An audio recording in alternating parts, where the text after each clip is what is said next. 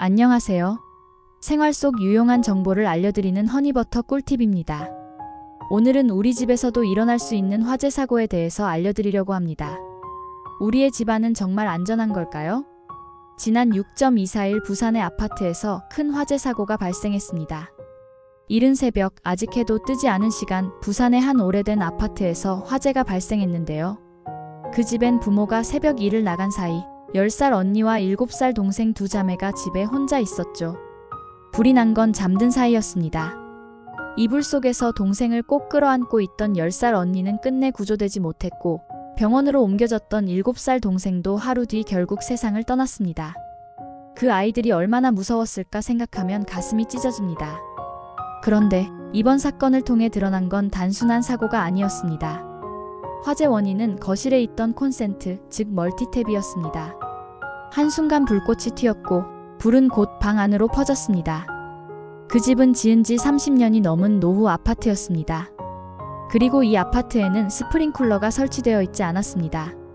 왜 없었을까요? 아파트가 지어진 당시에는 법령상 스프링쿨러가 16층 이상층에만 설치하도록 하고 있었기 때문입니다. 2018년도 이후 6층 이상 아파트의 경우 전층 스프링쿨러 설치가 의무화되었으나 아직도 스프링쿨러가 없는 오래된 아파트가 주변에 많이 존재할 것으로 추정됩니다. 이제 우리는 질문해야 합니다. 우리가 지금 살고 있는 아파트는 안전한가요? 지금 우리 부모님이 계신 집엔 스프링쿨러가 있나요?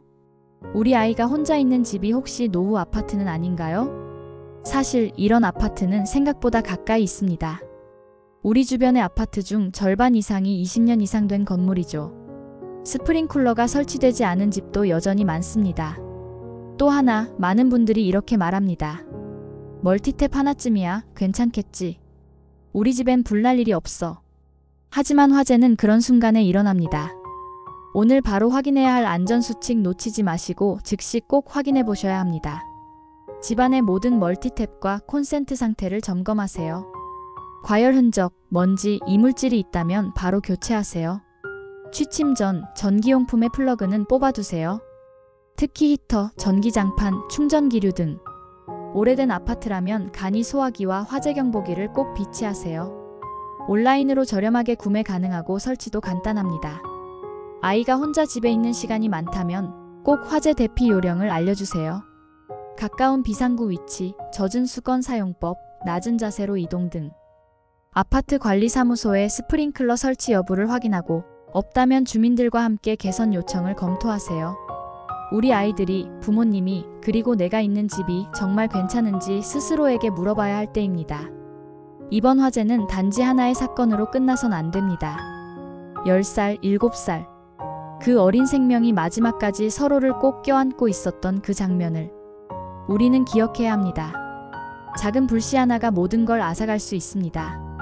하지만 작은 관심 하나가 생명을 지킬 수도 있습니다. 지금 이 영상을 보고 계신 여러분, 오늘 잠들기 전 당신의 집과 부모님의 집 한 번만 점검해 주세요. 그것이 누군가에겐 생명을 지키는 행동이 될 수 있습니다. 오늘 정보가 도움이 되셨다면 구독과 좋아요, 알림 설정 부탁드릴게요. 다음 영상에서 또 뵐게요.